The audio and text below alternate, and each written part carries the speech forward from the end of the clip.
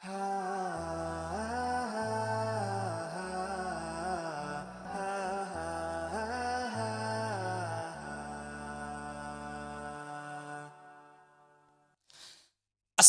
warahmatullahi wabarakatuh. Alhamdulillahirabbil alamin wassalatu wassalamu ala rasulillahi amma ba'du. Pemirsa, kembali lagi kita dalam program acara Podcast Muslim. Ya, podcastnya Muslim Sejati. Dan di kesempatan kali ini pemirsa, seperti biasa kita akan bacakan pertanyaan-pertanyaan ya dari pemirsa dan juga pendengar. Dan nanti langsung akan dijawab ya oleh narasumber kita yang tentunya berkompeten di bidangnya. Dan di kesempatan kali ini sudah hadir ya di studio kita yang sederhana ini ada Ustadz Muslim Aslan, kita sapa terlebih dahulu. Assalamualaikum Ustadz. Waalaikumsalam warahmatullahi wabarakatuh. Masya Allah, masih semangat nih Ustadz ya? Alhamdulillah, semangat baru bangun tidur ya. Alhamdulillah. Nah Pak Ustadz, sebelum kita bacakan pertanyaan-pertanyaan, tentunya kita mengajak juga untuk seluruh pemirsa dan juga pendengar yang nanti ingin bergabung bersama kami. Silakan nanti yang ingin berkonsultasi ya di 06179442282. Atau Anda bisa kirimkan pertanyaan Anda melalui SMS ya di 085277992202. Oke, Pak Ustadz, hari ini sedikit nyenyak nampaknya tiduran malam ini, Ustadz. Alhamdulillah. Ya, Apa penyebab ini Pak Selamat nih?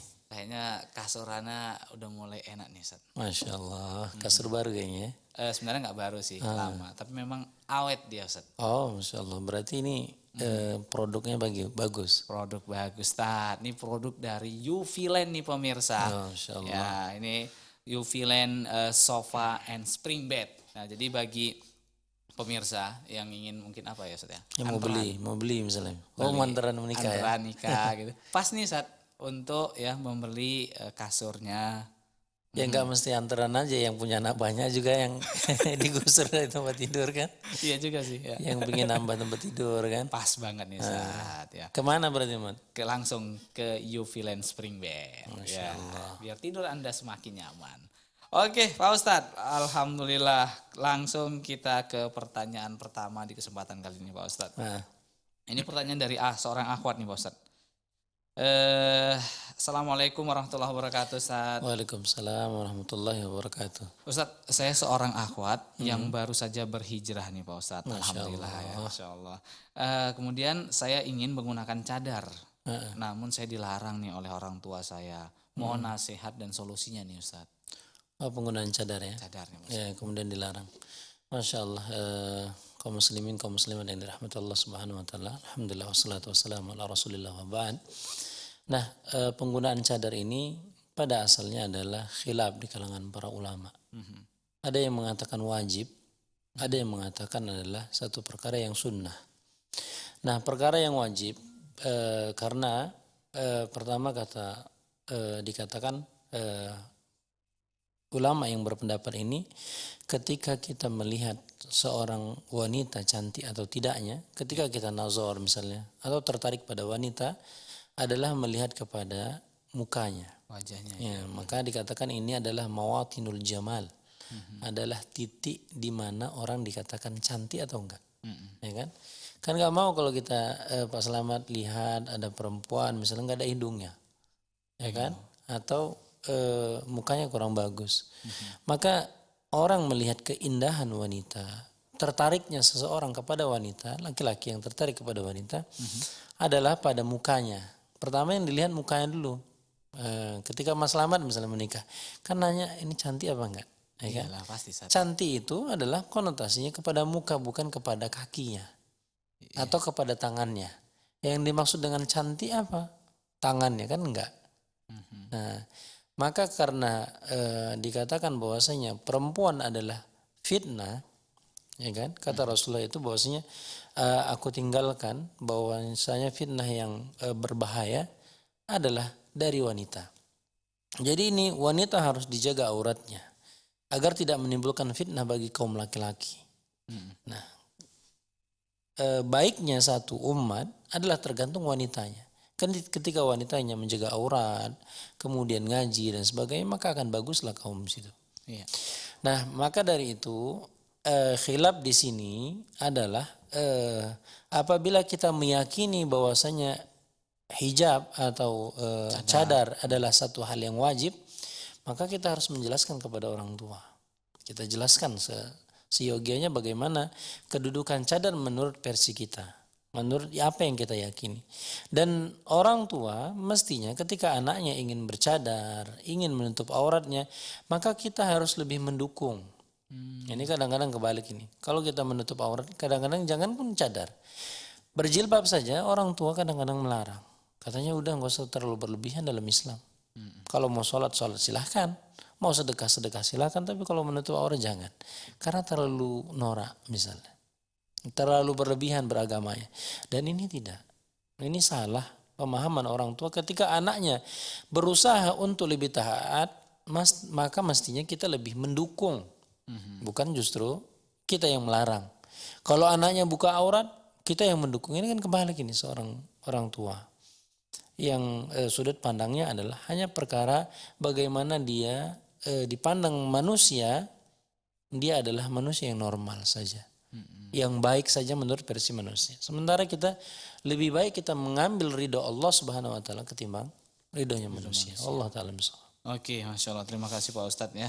Kita lanjut ke pertanyaan berikutnya nih Iya, Ustadz. silakan. Iya. Iya, tapi sudah ada penelpon yang masuk. Langsung Iya, kita angkat dulu nih Pak oke. Ustadz. Halo, Assalamualaikum. Halo, Assalamualaikum.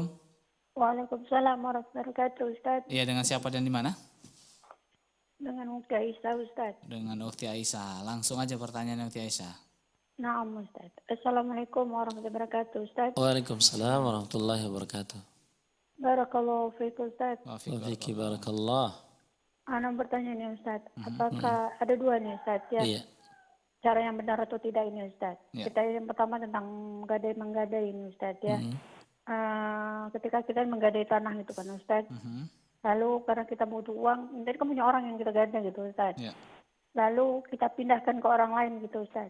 Tapi yang lahan yang kita gadai tadi kan sudah kita tanami itu kan, Ustaz. Ada hasilnya gitu kan, Ustaz. Lalu saya meminta tambah kepada yang mengganti tadi itu, Ustaz. Dengan seperti apa yang saya tanam gitu, Ustaz. Apakah itu boleh gitu, Ustaz, memindahkan gadaian? Pada perjanjian kan kita yang megang gitu kan, Ustaz. Berarti Tapi ibu kita alihkan ke orang. ada orang yang gadai sama ibu tanah, kemudian tanahnya ibu mestinya ibu yang menggunakan, kemudian setelah itu ibu pindahkan ke orang lain, ke Mas Slamet misalnya.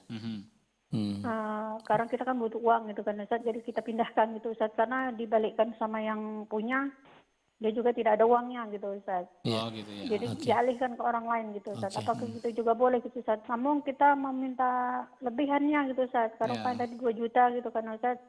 Saya minta 2.500.000 karena yang udah saya tanami gitu kan, Ustaz. Sudah berarti ada hasil gitu, Ustaz. Udah sempat ditanam. Sudah gitu, Ustaz. Oke. Sudah ada yang bisa dipanen gitu, Ustaz. Oke, langsung ke pertanyaan kedua. Pertanyaan kedua tentang ini, Ustaz. Ketika kita menasihati orang ini, Ustaz, jangan seperti itu. Itu kan nggak baik. Kita merugikan orang lain gitu kan, Ustaz. Berbagilah sama yang lain gitu kan, Ustaz. Lalu Berbagi apa ini? Bu? malah gini, Ustaz, berbagi waktu gitu, Ustaz. Nah, tapi malah kita yang ngomong tadi, kita yang melakukannya gitu, Ustaz. Kita sudah menegur orang, namun kita sendiri juga melakukan hal yang sama gitu, Ustaz. Itu bagaimana gitu, Ustaz? Apakah termasuk di orang-orang yang munafik gitu, Ustaz? Sudah tahu pertanyaan kedua kan, Ustaz? Iya, Bu. Iya. Tolong penjelasannya, Ustaz. Syukron. Assalamualaikum warahmatullahi wabarakatuh. Waalaikumsalam warahmatullahi wabarakatuh. Pertanyaan pertama Pak Ustadz, masalah gadai. Ini kita misalnya antum gadaikan tanah sama anak Pak Ustadz, sawah gitu kan. Kemudian ya udah sempat anak tanemin, anak butuh uang nih. Jadi anak pindahkan gadaian itu ke katakanlah mungkin ke Bank Biring itu misalkan. Tapi kan karena udah anak tanemin, anak minta tambahan nih. Karena nilai tanaman tadi. Iya. Nah, hukumnya seperti apa Ustadz? Dan mungkin bisa sedikit dijelaskan mengenai gadai ini Ustadz. Iya. Terima kasih kepada Ibu Aisyah ya, yang sedang berdagai. Pertama mengenai tentang gadai. Gadai ini pertama adalah sebagai jaminan pada asalnya. Ya kan? Ketika kita menjaminkan sesuatu, apakah boleh? Secara hukum boleh. Ya kan? Kita minjam, misalnya Pak Slamet saya pakai uang, yang saya jaminkan adalah sepeda motor saya misalnya. Atau misalnya emas saya jaminkan ke Mas Slamet. Apakah itu boleh? Maka secara hukum boleh. Minjam ada jaminan. Ya, atau disebut dengan apa yang sebagai gadaiannya. sebagai menjamin bahwasanya uang itu yang saya pakai adalah saya menjamin harta itu akan saya balikkan. Iya. Kalaupun tidak dengan kadar yang dijaminkan. Nah, ini secara hukum boleh. Namun di sini dikatakan dalam hukum menjaminkan barang, jaminannya ini apakah tanah, apakah emas, apakah benda apa lainnya dikatakan, maka kita tidak boleh mengambil manfaat. Oh. Nah, maka dikatakan dalam satu kaidah yang biarpun pada asalnya adalah hadis dhaif, kemudian para ulama menjadikan satu kaidah. Dikatakan oleh Rasulullah kullu qardin jarra naf'an fahuwa riba. Bahwasanya segala sesuatu kita yang meminjam barang atau apa saja dalam bentuk pinjaman, kemudian mengambil manfaat atas pinjaman itu, maka jatuhnya kepada satu hal perkara yang riba. Kita minjam uang, mengatakan jaminan saya adalah tanah. Nah, tanah ini silahkan dimanfaatkan, ditanami dan sebagainya. Mengambil manfaat dari tanah itu apakah boleh? Maka secara hukum tidak boleh. Oh, berarti nggak boleh kita tanami itu. Iya.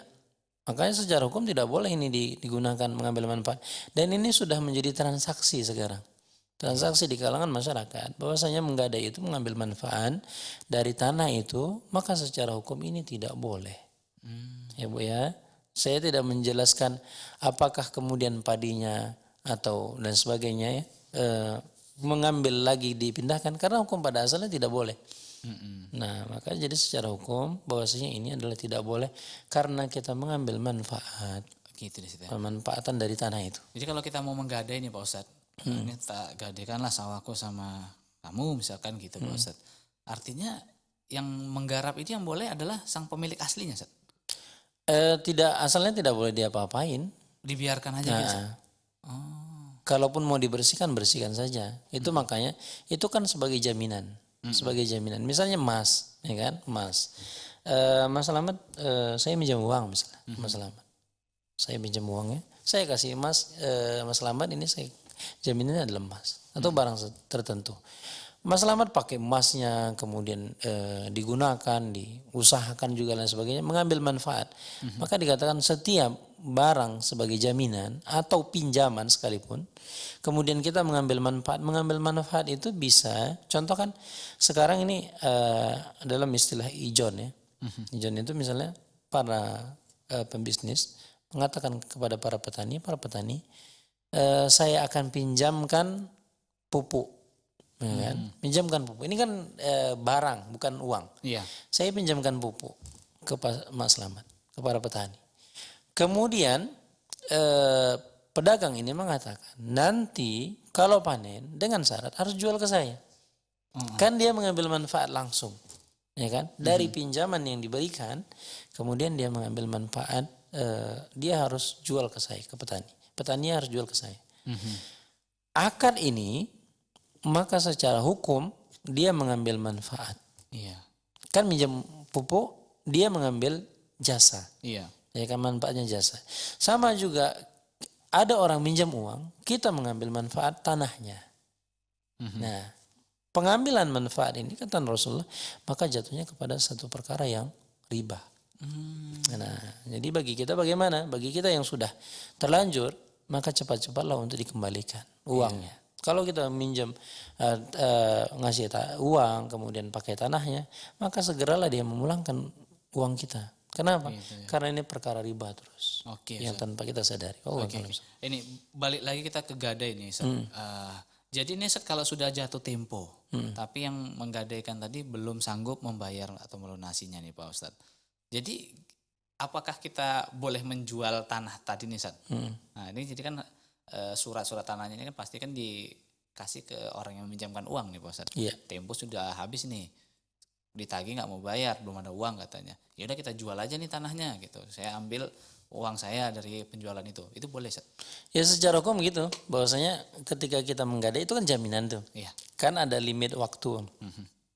Pada asalnya bagi kita yang punya uang, yang meminjamkan dan dia belum bisa bayar, kemudian kita menundanya, karena dikatakan dalam hadis Rasulullah, setiap kita memberikan dua pinjaman, maka kata Rasulullah bernilai satu sedekah.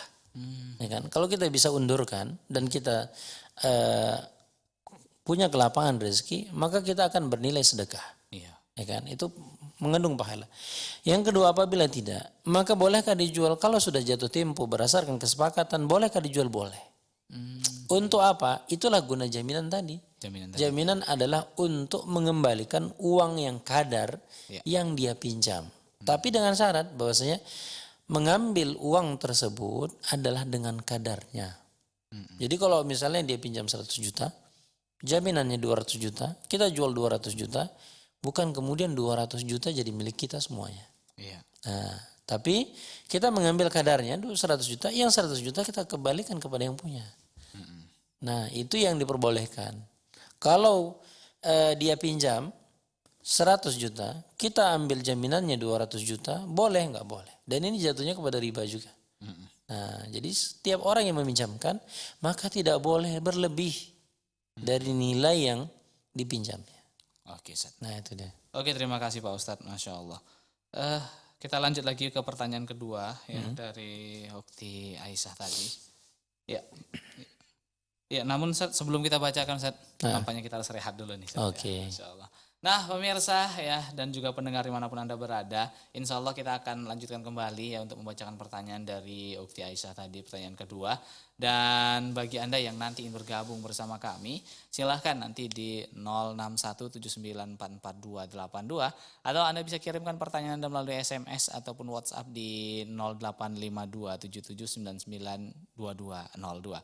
Jangan kemana-mana karena setelah berikut ini kami akan segera kembali lagi tetap di Podcast Muslim.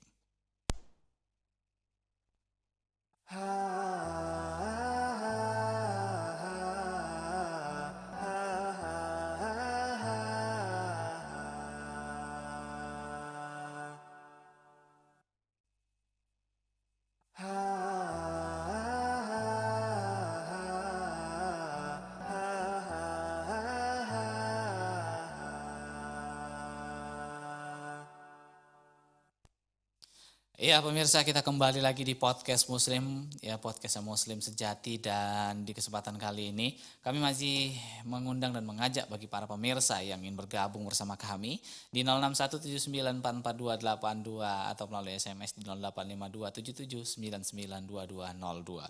Pertanyaan dari Ukti Aisyah Pak Ustadz, ya berkaitan dengan ini dan nasihatin ini. Iya. Nasihatilah apa misalnya berbagilah ke suami sama orang lain misal. Saya Berbagi suami ya. saya poles sedikit supaya agak lebih apa sedikit. Biar lebih nggak ngantuk. Pemirsa. Ya. Insya Allah. Ini Asal jangan TV yang dibanting. Selamat. Insya Allah. Semoga istri saya nggak nonton. Masya Allah. Kemudian Pak Ustadz, dia cuma bisa ngomong aja Ustadz. Tapi dia nggak bisa ngelakuinnya gitu. Cuma pinter nasehatin. Dia sendiri juga nggak bisa nih Sat. Bilang katanya suruh berbagi suami misalkan. Dia sendiri nggak bisa berbagi suami, nggak bisa ngelakuinnya ini gitu Sat. Ini gimana? Apakah termasuk orang munafik Sat? Atau mungkin dia bilang jangan mencuri, rupanya dia ikut nyuri. Oh gitu ya. Apakah termasuk orang munafik nih Sat? Pertama memang kata Allah Subhanahu wa taala kabura maqtan indallah an taqulu ma la taf'alun. Kata Allah Subhanahu wa taala, maka termasuklah orang yang dilaknat. Orang-orang yang bisanya cuma ngomong saja, tapi dia tidak bisa melakukan. Itu ancaman dari Allah Subhanahu wa taala. Kita mengatakan kebaikan, menyuruh orang untuk melakukan kebaikan, tapi kemudian kita tidak melakukan kebaikan. Nah, itu siogianya seorang muslim adalah mengatakan sesuatu yang sudah diperbuatnya. Maka ada beberapa tuntutan dalam Islam. Yang pertama adalah kita dituntut untuk berilmu. Menuntut ilmu adalah mengetahui apa yang diperintahkan dan apa yang dilarang. Yang kedua adalah mengamalkannya. Kita harus mengamalkan. Kita tahu tentang sholat sunnah, maka kita harus melakukan sholat sunnah. Setelah melakukan sholat sunnah, melakukan sesuatu yang diperintahkan dan menjauhi yang dilarang, kemudian apa? Martabat yang ketiga adalah kemudian kita menganjurkan kepada manusia. Kadang-kadang kita gini, menganjurkan manusia, tapi kemudian lupa terhadap diri kita. Nah ini tidak boleh. Ini termasuk orang-orang yang dilaknat oleh Allah Subhanahu wa taala. Tapi bagi kita yang tahu, ada orang yang melakukan seperti itu, jangan kemudian kita menghukumi dia adalah orang munafik, orang yang jauh dari agama, enggak. Tapi adalah menjelaskan bagi dia menjelaskan bagi dia. Jadi jangan kemudian ketemu, oh ini orang munafik ini, udah gak usah berteman dengan dia, enggak, ya ibu ya. Bahwasanya jangan kemudian kita memponis, karena kita melihat di sisi Rasulullah Sallallahu Alaihi Wasallam banyak orang-orang munafik. Apalagi ketika Rasulullah memerintahkan untuk jihad, Ya. mereka banyak alasan. Oh karena di istriku lagi sakit lah, nggak enak badan lah, kebunku lagi mau dipanen dan sebagainya. Agar apa? Agar mereka tidak perang. Gitu Rasulullah selesai perang, maka kemudian mereka datang satu-satu minta uzur. Maka kata Rasulullah apa? Rasul tidak ada mengatakan kalian orang munafik. Oh jangan itu orang munafik, nggak ada. Biarpun Rasul tahu mereka orang munafik. Apa kata Rasulullah? Mudah-mudahan Allah yaghfiruka. Mudah-mudahan Allah mengampunkanmu. Mudah-mudahan Allah mengampunkanmu. Begitu terus orang-orang munafik yang datang, Rasul tetap saja mengatakan mudah-mudahan Allah akan mengampunkanmu. Jadi jangan kemudian kita ada orang yang enggak serak, kita lihatnya dia ngomong tapi juga enggak melakukan, kita bilang oh ini munafik, ini enggak. Nah, statement itu tidak boleh diucapkan. Allah ta'ala. Oke, terima kasih Pak Ustadz ya, Masya Allah. Berarti nggak bisa kita langsung memponis orang itu munafik lah. Iya. Itu. Hati-hati lisan kita nih Pak Ustadz. Oke, kita lanjut lagi nih Pak Ustadz. Iya. Ustadz, dulu saya menggunakan jilbab yang pendek. Dan Alhamdulillah nih Pak Ustadz, sekarang semenjak saya mengenal sunnah, saya sudah menggunakan jilbab besar. Nah pertanyaannya, bolehkah saya berikan jilbab saya itu yang pendek tadi, yang dulu, kepada saudara atau teman-teman saya nih Pak Ustadz? Oh Masya Allah ya. Pertama kepada ukhti ini pasti ya. Ukhti lah. Kepada ukhti kita yang dirahmati Allah Subhanahu Wa Taala. Terima kasih ya atas kepedulian untuk berbagi. Ya. Adanya keinginan untuk berbagi itu lebih indah. Masya Allah. Dan itu adalah satu hidayah yang diberikan oleh Allah Subhanahu Wa Taala. Nah, pertama kita harus mengetahui dalam perkara ini, ketika kita sudah orang yang hijrah ya, sudah mulai hijrah, tahu mana jilbab yang harus digunakan dan yang tidak. Ya. Karena kan banyak ini jenis-jenis tutup kepala. Kerudung. Ada yang kerudung, ada yang songkok, ada yang selendang, dan lain sebagainya. Atau dikatakan jilbabnya masih kecil, masih jilbab biasa, jilbab konvensional, kita bilang ya. Nah, sementara kata Allah Subhanahu Wa Taala mengatakan ya ayuhan nabi, wahai nabi, katakan untuk perempuan, anakmu, anak-anakmu, istri-istrimu, dan perempuan-perempuan mukminat dikatakan ayyudnina min jalabibihinna, untuk menjulurkan ke seluruh tubuhnya, ke badannya. Nah, jadi kan yang harus ditutupi adalah badan dengan jilbabnya. Iya. Ya kan? Nah itu adalah perintah. Bagaimana mestinya orang menggunakan hijab. Nah bagi kita yang sudah hijrah, kemudian jilbab-jilbab yang masih kecil, bagaimanakah kita buat ini? Apakah kita sedekahkan kepada orang lain agar digunakan orang lain? Maka secara hukum tidak boleh. Karena apa? Karena ini bentuk tabarruj. Nah ini bentuk tabarruj. Karena kita mengetahui kenapa jilbab itu adalah satu perhiasan yang tidak menutupi, yang tidak sepadan. Maka dikatakan ini bentuk tabarruj. Tabarruj al-jahiliyah. Maka kita nggak boleh. Tabarruj itu apa? Adalah menampakkan segala sesuatu kepada mata orang. Ini kan? Yang sesuatu itu tidak diperkenankan untuk dipertampakkan. Nah, maka dikatakan ketika kita menggunakan jilbab yang kecil, yang mini, baik selendang atau jilbab yang kecil dan sebagainya, maka janganlah diberikan kepada orang lain jika kita tahu bahwasanya itu akan digunakan untuk jilbab juga. Nah, sama juga ini perkara yang lain. Perkara misalnya kita dulu belum menutup aurat pakai pakaian rok mini dan sebagainya, you can see dan sebagainya. Ketika kita sudah menutup aurat, pakaian itu kita berikan kepada orang lain. Sementara kita tahu bahwasanya pakaian itu adalah pakaian outdoor, ya kan, untuk keluar rumah. Dia nggak mungkin kita digunakan untuk misalnya di dalam rumah, tapi di luar rumah. Jadi jangan dikasihkan kepada orang yang orang akan melakukan hal yang sama. Ketika dia bertabarruj juga, sama waktu kita seperti dulu, nanti kita akan mendapatkan dosa juga sama. Nah, jadi bagaimana kalau perkara itu digunakan untuk sesuatu hal yang boleh, maka secara hukum boleh. Untuk apa? Oh Bu, ini mungkin untuk sarung bantal bisa digunakan kan? Bantal, ya. Atau misalnya jadi apa namanya? Taplak meja misalnya, ya kan? Sesuatu hal yang dimanfaatkan untuk kebutuhan yang bukan sesuatu hal yang menurut kita dilarang, maka janganlah diberikan. Oke, Ustaz. Nah itu dia, Allah taala. Oke, Ustaz, kita angkat dulu, ada penelpon. Halo, assalamualaikum. Waalaikumsalam warahmatullahi wabarakatuh. Ya, dengan Bapak siapa di mana, Pak? Pak Ewin Bang Rejo. Pak Ewin Bangun Rejo. Dengar Ustaz ada backsound apanya burung. Burung ya, burung puyuh ya. Masya Allah. Oke, sehat Pak Ewin. Alhamdulillah sehat. Masya Allah. Langsung aja ke pertanyaan Pak Ewin. Ya. Assalamualaikum Ustaz. Waalaikumsalam warahmatullahi wabarakatuh. Gini Ustaz. Iya Pak. Nah, saya dapat ini Ustaz, seandainya lah kan. Saya dapat harta warisan. Nah, Masya Allah, mudah-mudahan banyak Pak. Besar nih Ustaz. Nah, jadi sebagian Ustaz saya sedekahkan sama masjid.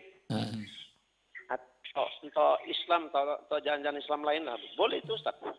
Warisan sebagian disedekahkan gitu ya. Gitu aja Ustaz, pertanyaan Ustaz. Ya. Syukran Ustaz. Assalamualaikum warahmatullahi wabarakatuh. Waalaikumsalam warahmatullahi wabarakatuh. Oke, sebelum kita baca ataupun jawab pertanyaan dari Pak Ewin, kita balik lagi ke masalah jilbab tadi, Pak Iya. Ustaz.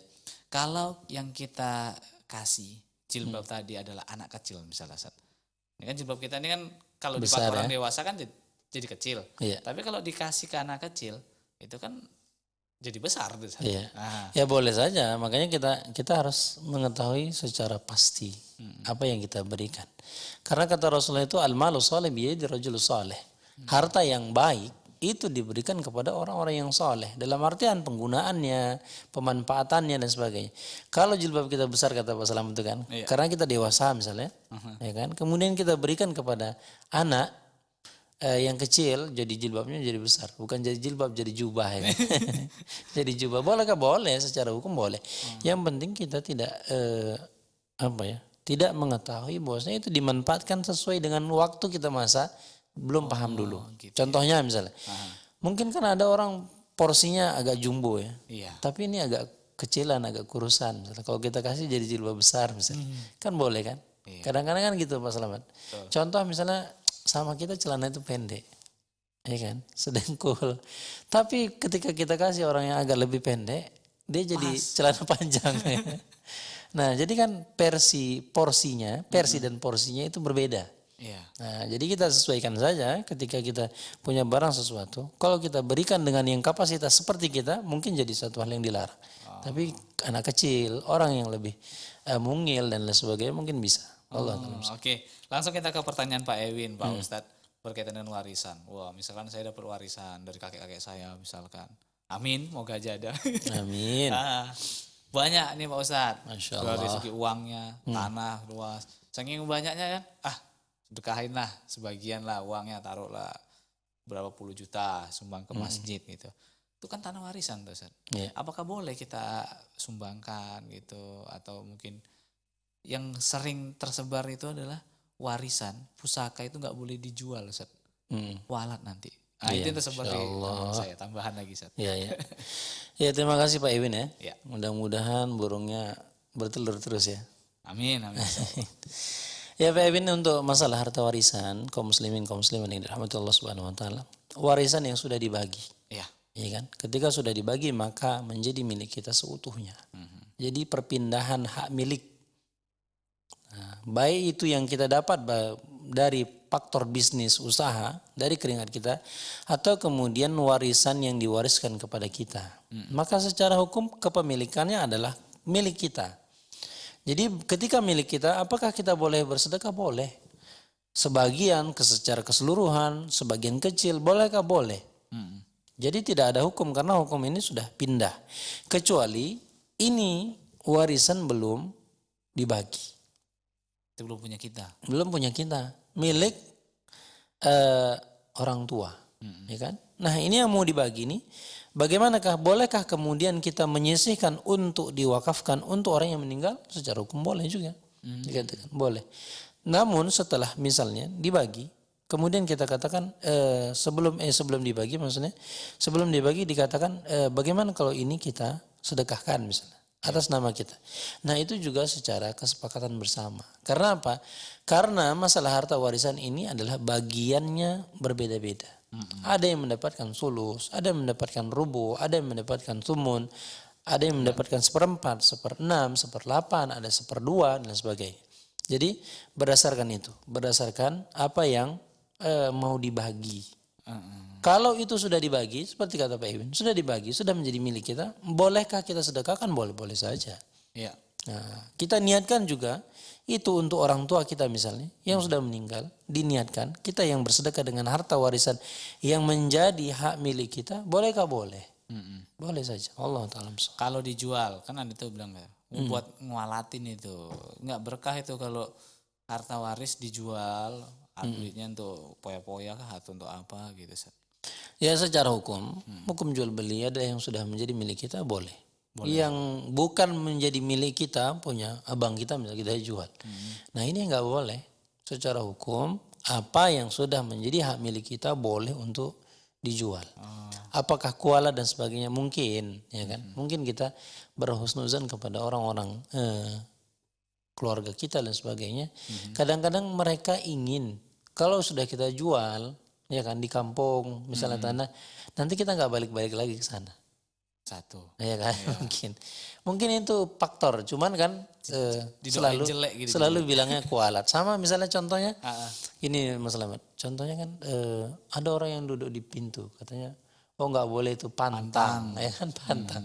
Padahal pada asalnya adalah susah orang lewat. Tapi kalau seandainya dijelaskan itu susah lewat, jangan duduk di pintu dan sebagainya, itu lebih arif dan lebih bijaksana. Ketimbang kita mengatakan pantang, orang yang makan nggak habis nanti Ayamnya mati dan sebagainya. Enggak, kita katakan aja secara bahasa syar'i bahwa ini mubazir dan ini bagian dari kawannya setan dan sebagainya. Oke, Masya Allah. Terima kasih Ustaz. Ada telepon Ustaz, kita angkat dulu. Halo, assalamualaikum. Waalaikumsalam Ustaz. Iya, dengan siapa dan di mana? Maknya Rani Ustaz Tebing Tinggi. Maknya Rani Tebing Tinggi. Silahkan pertanyaannya. Ya, Assalamualaikum warahmatullahi wabarakatuh Ustaz. Waalaikumsalam warahmatullahi wabarakatuh. Ada lihat di konten itu Ustaz, Ustaz ceramah gitu Ustaz. Nggak tahu siapa kan. Katanya ada ya, coba kasih tahu saya apa hadis atau dalil yang menyatakan mengucapkan tahun baru itu dan Natal tahun baru itu dilarang gitu. Nah, itu bagaimana Ustaz? Ada nggak itu Ustaz dalilnya atau hadisnya gitu Ustaz? Tapi kalau menurut saya kan saya bilang yang belajar di Aristotle itu kan yang tanpa sabaha di komen bahwa minhum itu saya tahu Ustaz. Nah, jadi kalau saya jadi itu salah nggak Ustaz? Iya. Itu aja Ustaz, syukron. Assalamualaikum. Waalaikumsalam. Oke Pak Ustadz, sebelum kita bacakan dan kita jawab pertanyaan dari Mama Rani Tebing Tinggi, kita harus rehat dulu Pak Ustadz. Iya, silakan. Ya untuk itu bagi para pemirsa yang nanti ingin bergabung bersama kita di kesempatan kali ini masih ada kesempatan, silakan hubungi kami di 0617944282 atau kirimkan pertanyaan melalui SMS di 085277992202. Jangan kemana-mana karena setelah yang berikut ini kami akan segera kembali lagi tetap di Podcast Muslim.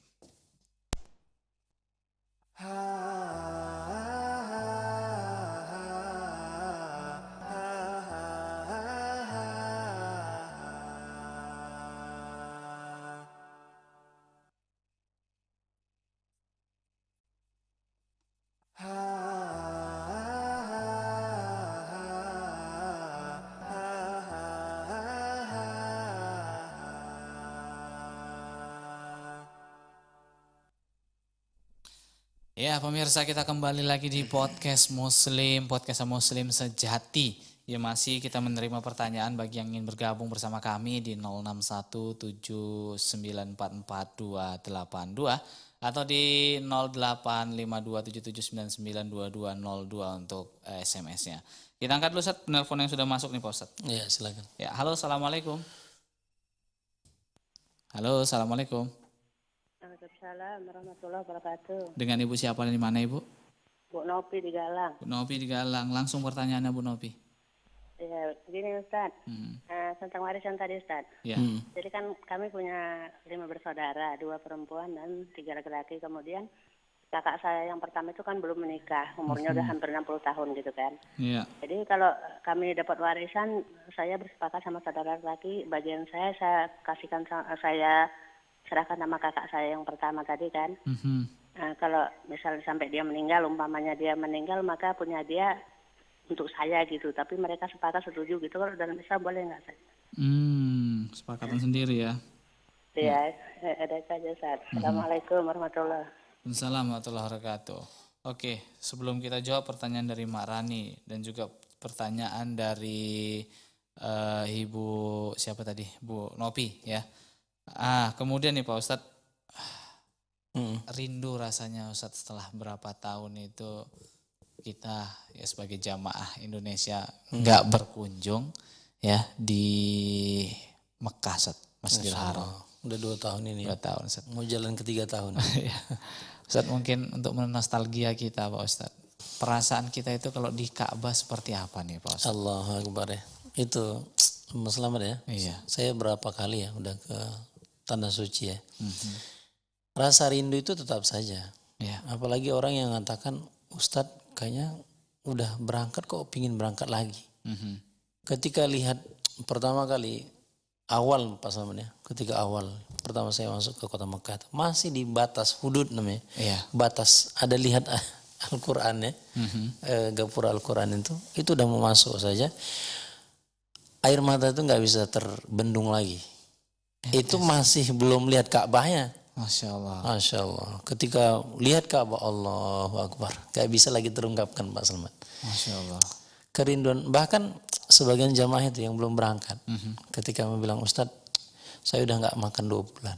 Gak bisa. Kenapa? Karena rindu ingin bertemu. Masya Allah. Sama juga ada yang mengatakan saya udah gak tidur Ustadz. Setelah setiap malam udah gak bisa tidur. Pingin rindu ingin melihat Ka'bah. Bagaimana keagungan Allah Subhanahu Wa Taala. Kiblat kaum muslimin. Jadi gak bisa terungkapkan dengan kata-kata Mas Slamet. Tapi bisa dikunjungi saja. Dikunjungi ya. Iya. Nah bagi pemirsa yang ingin berkunjung ya ke Mekah dan untuk melihat Ka'bah kita melaksanakan umroh. Bisa langsung nanti umroh bareng Sadar Group.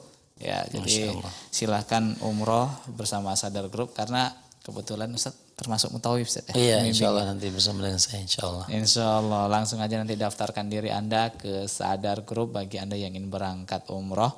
Ya mungkin bulan-bulan Februari ya. Estimasi ya. Estimasi insya Allah kalau nggak mundur lagi. Iya, Tergantung amin. dari sana juga. Amin, Ustaz, ya. amin. Amin, semoga bisa berangkat nih Pak Ustadz. Amin. Dan ya, Sama Pak Slamet kan? amin. Harapannya sih gitu Pak Ustadz. Iya, ya. iya. Kalau nggak Biar kita podcastnya di depan Ka'bah. cocok juga. Boleh Ustadz ya? Kalau nggak Boleh. diusir polisi. Iya. Oke Pak Ustadz. Kita ke pertanyaan tadi berkaitan dengan dalil menyambut tahun baru dan juga ucapan Natal Pak Ustadz. Iya. Ada seorang Ustadz yang menantang Ustadz. Bawakan dalilnya nih kalau ada nih Rasulullah ngelarang kita untuk mengucapkan selamat Natal dan juga ya memeriahkan atau merayakan tahun baru. Masya Allah ya. Sebenarnya ada nggak dalilnya Ustadz? Iya, terima kasih kepada Ibu ya yang bertanya tentang bagaimana ucapan Natal dan tahun baru ini. Ini kan dikatakan bahwasanya adanya toleransi antar umat beragama. Ibu yang dirahmati Allah Subhanahu Wa Taala, Bapak kaum muslimin yang dirahmati Allah, toleransi itu bukan berarti kemudian kita masuk dari ranah bagian agama masing-masing, ya kan? Ketika mereka merayakan, kemudian kita bersukacita dan mengucapkan selamat. Ucapan selamat kepada mereka adalah kita membenarkan apa yang mereka lakukan. Anak kita ini misalnya, ya kan? Anak kita mencuri, dan dia mendapat harta yang banyak. Mencuri adalah pekerjaan yang salah, ya kan? Bagian dari pekerjaan maksiat. Kemudian kita bilang, nak ngapain mencuri? Dapat berapa? Dapat 5 juta mak. Alhamdulillah, syukur, alhamdulillah. Apakah kita boleh? Enggak. Ya kan? Karena apa? Karena kita tahu pekerjaan dia adalah salah. Iya. Kita bilang pula alhamdulillah atas tindakan dia mencurinya. Sama juga secara logika, orang-orang yang merayakan tahun baru, orang-orang yang merayakan Natal, apakah kita sepakat dengan itu? Seorang muslim, kita enggak sepakat. Iya.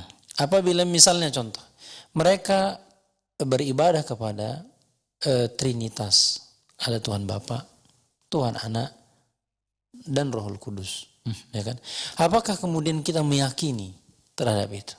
Maka ketika ada orang yang mengatakan bahwasanya Allah memiliki anak, Isa memiliki anak, Uzair dikatakan ibnullah, maka kata Allah Subhanahu wa taala hampir saja ya tafattarus sama, langit itu hampir pecah dengan ucapan itu. Kita legitimasi, kita mengatakan ya pada perayaan. Kita bersuka cita dengan mereka, kita mengucapkan selamat. Selamat atas apa? Atas kemaksiatan yang mereka lakukan. Berarti apakah boleh? Tidak. Enggak boleh. Nah, dikatakan dalam sebuah hadis Rasulullah sallallahu alaihi wasallam. Dikatakan ada orang yang mengatakan, ya Rasulullah, saya bernazar. Saya ada bernazar. Ingin apa? Ingin menyembelih satu sembelihan di Bibi Buana. Di satu tempat. Apa kata Rasulullah? Kenapa harus di tempat itu? Nama tempatnya Buana. Kata Rasulullah, kenapa harus di situ? Apakah di situ ada berhala-berhala kaum musyrikin sehingga diniatkan nazar di situ? Maka katanya tidak ada ya Rasulullah. Kemudian kata Rasulullah, apakah di situ ada perayaan dari orang-orang musyrikin? Maka dia mengatakan tidak ada ya Rasulullah. Kenapa Rasul mengatakan tempat perayaan ada perayaan? Kita menyembeli, kan pada hukum asalnya boleh menyembeli, nazar. Tapi kemudian kenapa sih harus di tempat itu? Maka Rasul mengatakan, apakah di situ ada tempat perayaan? Itu kaum musyrikin yang melakukannya. Tempat perayaan di situ. Nanya Rasulullah, ada nggak? Kenapa? Karena kita yang menyembeli pada asalnya adalah boleh. Nazar secara hukum adalah ibadah. Tapi ibadah dilakukan tempat perayaan orang non muslim, maka nggak boleh. Konon lagi kemudian kita mengatakan selamat kepada perayaannya. Iya. Maka secara hukum tidak boleh. Dan itu jatuhnya kepada perkara yang haram. Allah Oke. Bolehkah kita membantah itu dengan hanya satu dalil, misalkan man tasabbaha biqaumin fahuwa minhum gitu. Ya masuk juga dalam artian ketika kita senang mengucapkan, apakah kita termasuk? Ya secara dalil umum masuk. Akan tetapi para ulama kalau kita membaca fatwa para ulama dan lain sebagainya maka tidak boleh. Iya. Majelis ulama juga mengeluarkan, ya kan? Fatwanya sudah mengeluarkan tidak boleh mengucapkan tahun baru bagi orang Islam dan perayaan Natal. Oke, Ustaz. Allah taala. Oke, saya terima kasih Ustaz atas jawabannya dan mohon maaf khusus buat Ibu Novi yang ada di Galang tadi. Hari ini kita nggak sempat untuk membacakan pertanyaannya. Insya Allah besok kita lanjut lagi nih, Ustaz. Boleh, ya insya Allah. Besok kita lanjut lagi dan akan membacakan pertanyaan dari Bu Novi, insya Allah. Untuk itu pantengin terus ya podcast Muslim setiap hari Kamis sampai dengan hari Sabtu pukul 6 pagi waktu Indonesia bagian Barat. Dan kami ucapkan terima kasih kepada Ustadz yang telah hadir ya di studio kita yang sederhana ini, Ustadz. Ya, telah berbagi ilmunya dan menjawab seluruh pertanyaan-pertanyaan dari para pemirsa. Syukran saja jazakallahu khairan. Tak lupa kita ucapkan terima kasih ya kepada sponsor kita ya, ada UV Land dan juga ada Sadar Group ya. Dan langsung aja kita tutup perjumpaan kita di kesempatan kali ini dengan doa kafaratul majelis. Subhanaka Allahumma bihamdika asyhadu an la ilaha illa anta astaghfiruka wa atubu ilaik. Wassalamualaikum warahmatullahi wabarakatuh.